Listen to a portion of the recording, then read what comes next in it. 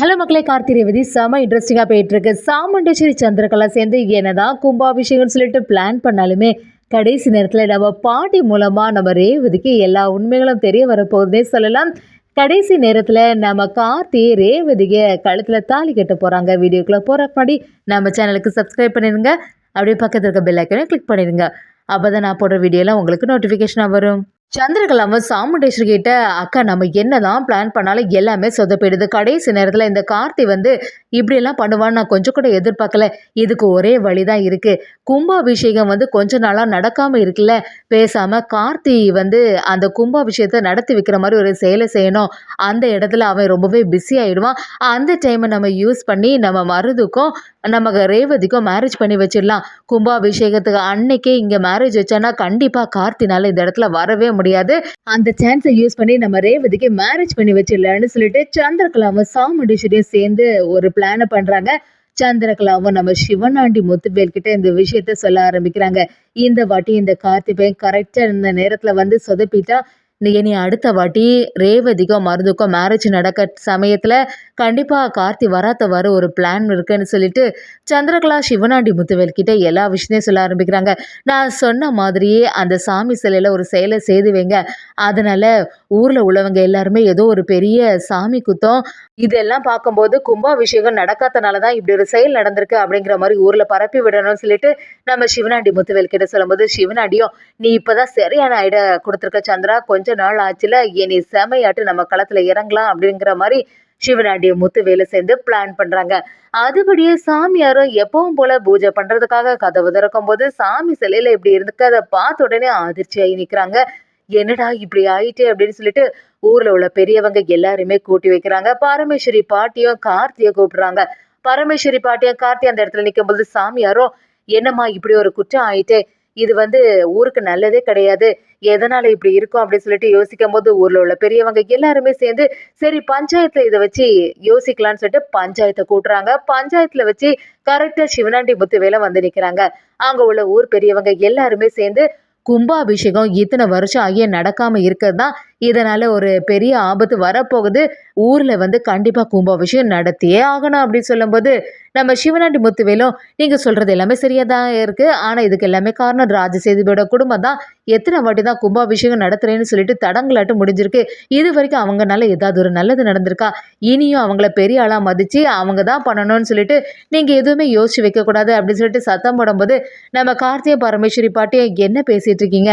இது வரைக்கும் நாங்க கும்பாபிஷேகம் நடத்தணும்னு சொல்லிட்டு எவ்வளவு முயற்சி எடுத்திருக்கோம். கடைசி நேரத்துல ஏதாவது ஒண்ணு தடங்கள் வந்துட்டே இருக்கு. இந்த வாட்டி அப்படி நடக்காது.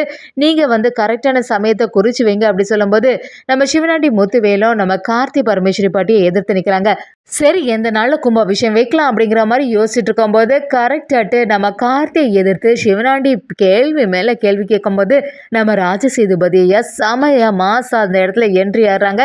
யாரை பார்த்துடா இப்படிலாம் பேசிருக்கீங்க, என்னோட குடும்பத்தை பத்தி ஒரு வார்த்தை கூட நீங்க பேசவே கூடாது அப்படின்னு சொல்லும்போது பஞ்சாயத்துல உள்ளவங்க எல்லாருமே அதிர்ச்சியாகி அவங்களுக்கு மரியாதை செலுத்தும் போது அந்த இடத்துலயே எழும்பி நிக்கிறாங்க. அது மட்டும் இல்லாமல் அவங்க சரி நீங்கள் சொன்னீங்களடா கும்பாபிஷேகம் நடத்தாதனால தான் இவ்வளோ பெரிய பிரச்சனை நடக்குதுன்னு, இன்னும் ஒரு 90 நாளுக்குள்ளே என்னோட பேரன் கார்த்தி இந்த கும்பாபிஷேகத்தை சிறப்பாக நடத்த போகிறான். அது மட்டும் நடக்கலைன்னு வச்சுக்கேன், இந்த ஊருக்கு முன்னாடி இந்த கோவிலுக்கு முன்னாடி என்னோட உயிர் பிரிய போகுது அப்படின்னு சொல்லிட்டு ஒரு வாக்குறுதியை கொடுக்குறாங்க. இதை பார்த்த சிவனாண்டிய முத்துவேலும், என்னது இந்த ஐயா இப்போ வருவாங்க, நம்ம கொஞ்சம் கூட எதிர்பார்க்கவே இல்லை, சரி எல்லாமே நமக்கு சாதகமாக தான் இருக்குது, இந்த கும்பாபிஷேகம் மட்டும் நடக்கலைன்னா அவர் சொன்னபடியே வாக்கு காப்பாற்ற தானே செய்வார், அதனால் அதுவே நமக்கு சாதகமாக தான் இருக்குதுன்னு சொல்லிட்டு சிவனாண்டிய முத்துவேலுக்குள்ளே பேச ஆரம்பிக்கிறாங்க. சரின்னு சொல்லிட்டு ஊரில் உள்ளவங்க எல்லாருமே ஐயாவே சொல்லிட்டாங்க. அதுக்கப்புறம் என்னப்பா 90 நாளுக்குள்ளே கும்பாபிஷேகம் நடத்துகிறாங்கல்ல, அதுக்கான வேலைகளில் ஈடுபடுவோம் அப்படின்னு சொல்லிட்டு அந்த இடத்துலேருந்து கிளம்புறாங்க. நம்ம கார்த்தியும் ஐயாவை பார்த்து, என்னையா நீங்கள் இப்படி சொல்லிட்டீங்க, அதான் எப்படியுமே கும்பாபிஷேகம் நடத்தலாம்ல, அதுக்காக இவ்வளோ பெரிய வார்த்தையை விடுவீங்களா அப்படி கேட்கும்போது, ஆமாடா பின்ன நம்ம குடும்பத்தையே இந்த பஞ்சாயத்தில் வச்சு கேள்வி கேட்குறாங்க, அப்படி இருக்கும்போது நான் சும்மா இருக்க முடியுமா அப்படின்னு சொல்லிட்டு நம்ம ராஜசேதுவும் நம்ம கார்த்திகிட்ட சொல்ல ஆரம்பிக்கிறாங்க. சந்திராவும் நம்ம சிவனாண்டி கிட்ட, என்ன நம்ம நினைச்ச மாதிரி எல்லாம் நடந்தா அப்படி கேட்கும்போது நம்ம சிவனாண்டி, நீ சொல்றது எல்லாமே சரியா தான் இருக்கு சந்திரா, ஆனா நம்ம எதிர்பார்க்கறது ஒண்ணுமே நடந்திருக்கு. பஞ்சாயத்துல எல்லாரும் கார்த்தியை பத்தி தப்பா சொல்லிட்டு இருக்கும்போது கரெக்டா ராஜசேதுபதி கடைசி நேரத்துல வந்துட்டாரு அப்படி சொல்லும்போது நம்ம சந்திராவும், என்ன சொல்றீங்க நீங்க? நான் இத கொஞ்சம் கூட எதிர்பார்க்கவே இல்ல. அவரு வந்தாருன்னா எப்படியுமே அவர பேரனும், அந்த ஆளும் சேர்ந்து இந்த கும்பாபிஷேகத்த நடத்தி வச்சுருவாங்களே அப்படி சொல்லும்போது, நம்ம சிவனாண்டியும் அதுல வேற ஒரு வாக்குறுதி குடுத்துருக்காரு. கோவில் கும்பாபிஷேகம் மட்டும் கரெக்ட்டான சமயத்துல நடக்கலன்னா, அவரோட உயிரையே விட்டுருவேன்னு சொல்லிட்டு வாக்குறுதி குடுத்துருக்காரு. அப்படி சொல்லும்போது சந்திராவும், நீங்க சொல்றது சரியான செய்தியா தான் இருக்கு. அந்த கும்பாபிஷேகம் நல்லபடியா நடக்க கூடாது. அதே சமயத்துல ரேவதிக்கும் அக்கா பார்த்து வச்சிருக்க மாப்பிள்ளைக்கும் மேரேஜும் நல்லபடியா முடியணும். எப்படியாவது நம்ம தான் இதுக்கு பிளான் பண்ணணும்னு சொல்லிட்டு, சிவனாண்டியும் சந்திராவும் வழக்கம் போல ஒரு பெரிய திட்டத்தையே போட்டு வைக்கிறாங்க.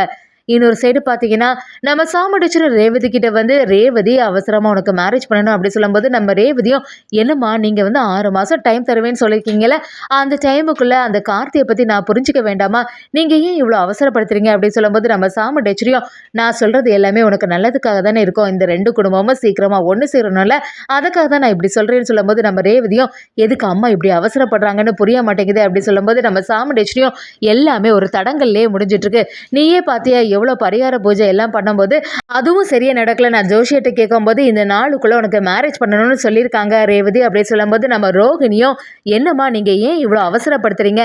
ஏற்கனவே சொல்லியிருந்தீங்கல்ல, உங்களுக்கு வந்து 6 மாசம் டைம் தருவேன்னு சொல்லிட்டு, அதுக்கு தானே ரேவதி எப்பவுமே காத்துட்டு இருந்தா. இப்படி அவசரமா சொல்லாதுங்கம்மா" அப்படி சொல்லும்போது, சாமுண்டீச்சரியும், "இல்ல நான் சொன்னது சொன்னது தான். நான் ஜோசியர்கிட்ட டைம் எல்லாம் கேட்டு வச்சாச்சு. இந்த நாள்ல தான் ரேவதிக்கும் நான் பார்த்து வச்சிருக்க மாப்பிள்ளைக்கும் மேரேஜ் நடக்க போகுது" அப்படின்னு சொல்ல ஆரம்பிக்கிறாங்க. நம்ம ரோகிணியும் ரேவதி கிட்ட வந்து, "ரேவதி எதுனால பார்த்து யோசிச்சு பண்ணு. எனக்கு ஏதோ உன்னோட எம்டி சாரே நல்ல அன்பா தான் உன்கிட்ட நடந்திருக்காங்கன்னு எனக்கு புரியுது. எப்படியாவது உன்கிட்ட யார் அக்கறையா இருக்காங்களோ, உனக்கு புரிஞ்சு யார் நடந்துக்கிறாங்களோ அவங்களோட வாழ்க்கைய அமைச்சிட்டா தான் உன்னோட லைஃப் நல்லா இருக்கும்னு" சொல்லிட்டு நம்ம ரேவதி கிட்ட சொல்லும்போது, ரேவதியும் நடந்த ஒவ்வொரு ஒரு விஷயத்தையும் யோசிச்சு பார்க்க ஆரம்பிக்கிறாங்க. அந்த எம்டி கார்த்தி சார் நம்ம மேல எவ்வளோ அக்கறையா இருந்தாங்க. அது மட்டும் இல்லாம நமக்கு ஒரு ஆபத்து வரும்போது எப்பவுமே கூட இருக்காங்க. நமக்கு எது நல்லதோ அதை தான் செய்றாங்க அப்படிங்கிறத எல்லாத்தையுமே யோசிச்சு பார்க்குறாங்க. ஒரு சமயம் எம்டி சார் தான் நம்மள லவ் பண்ணுவாங்களோ, ஆனா நேரடியா கேட்டாலுமே அவங்க எதுவுமே சொல்லலையே அப்படின்னு ஒரு குழப்பத்திலே இருந்துட்டு இருக்காங்க. நம்ம ரேவதியும் சாமுண்டீச்சர் கிட்ட, "அம்மா நீங்க சொல்றது எல்லாமே சரிதான். ஆனா இதுவரைக்கும் பாட்டியோ இல்லைன்னா கார்த்தி அவங்க சார்பாட்டி யாருமே நம்ம வீட்ல வந்த மாதிரி இல்லையே" அப்படின்னு கேட்கும்போது, நம்ம சாமுண்டீச்சரும், "இவன் என்ன புதுசா கேள்வி கேட்க ஆரம்பிச்சிட்டா? அந்த கிழவி மட்டும் வந்தானா உண்மை எல்லாமே தெரிஞ்சிருமே. எப்படியாவது அந்த கிழவியும் நம்ம ரேவதியும் சந்திக்காம பார்த்துடணும்" அப்படிங்கிற மாதிரி சாமுண்டீச்சரும் சந்திரகலாவும் ஒரு திட்டத்தை போடுறாங்க. பாட்டி வந்து வெளியில இருக்காங்கம்மா அப்படிங்கிற மாதிரி சமாளிக்கிறாங்க. என்னதான் இருந்தாலும் நம்ம ரேவதியும், "சரி கல்யாண டைம்லயாவது பாட்டி வருவாங்க தானே" அப்படி கேட்கும்போது, "ஆமா கண்டிப்பா அவங்க இல்லாம எப்படி மேரேஜ் நடக்கும்" அப்படின்னு சொல்லி வைக்கிறாங்க. நம்ம பரமேஸ்வரி பாட்டிக்கும் நம்ம கார்த்திகிட்ட வந்து, "என்ன ரேவதியை நான் சந்திக்கணும். ரேவதியெல்லாம் எப்படி இருக்காப்பா?" அப்படி கேட்கும்போது, நம்ம கார்த்தியும், "ரேவதிக்கு பழைய ஞாபகங்கள் எதுவுமே இல்லம்மா" அப்படின்னு சொல்லும்போது, பாட்டி அப்படியே அதிர்ச்சியாகி நிற்கிறாங்க. "என்ன சொல்ற கார்த்தி? நீயும் ரேவதியும் நல்லபடியா வாழ்ந்துட்டு இருப்பாங்கன்னு பார்த்தா, இங்க எல்லாமே தப்பாடலாம் இருக்கு. இப்பவே நான் வந்து ரேவதி கிட்ட எல்லா உண்மையை சொல்ல போறேன்" அப்படி சொல்லும்போது, நம்ம கார்த்தியும், "ரேவதிக்கு ஞாபகங்கள் வர மாதிரி நம்ம ஏதாவது செய்தோம்னா அவளுக்கு உடலுக்கு ஆபத்து வந்துரும்னு சொல்லியிருக்காங்க. அதனால தான் நான் இது வரைக்கும் பொறுமையா இருக்கேன். அவள்ட்ட என்னை பத்தி எந்த உண்மையும் சொல்லாதுங்க பாட்டின்னு" சொல்லிட்டு ச சத்தியம் வாங்கி வச்சிடுறாங்க. அதே சமயத்துல நம்ம ரேவதிக்கும் மருதுவுக்கும் மேரேஜுக்காக எல்லா வேலைகளும் செய்யும்போது, ஒரு கட்டத்துல நம்ம பாட்டியும் ரேவதியும் சந்திக்க மாதிரி வருது. நம்ம பாட்டி மூலமா ரேவதிக்கு பல உண்மைகள் எல்லாம் தெரிய வருது. ஒரு நேரத்துல கடைசியில தாலி கட்ட போகலாம் அப்படின்னு சொல்லிட்டு மருது எல்லாம் ரெடி ஆகும்போது, நம்ம ரேவதி அதை தடுத்து நிறுத்துறாங்க. நம்ம கார்த்தியே கடைசி நேரத்துல வந்து நம்ம ரேவதியோட கழுத்துல தாலி கட்டுறாங்கன்னே சொல்லலாம். கும்பாபிஷேகத்தையும் நம்ம கார்த்தி சம மாசம் நடத்தி முடிக்கிறாங்க. அதே சமயத்துல ரேவதி கூட சேர்ந்து வாழ போறாங்கன்னே சொல்லலாம்.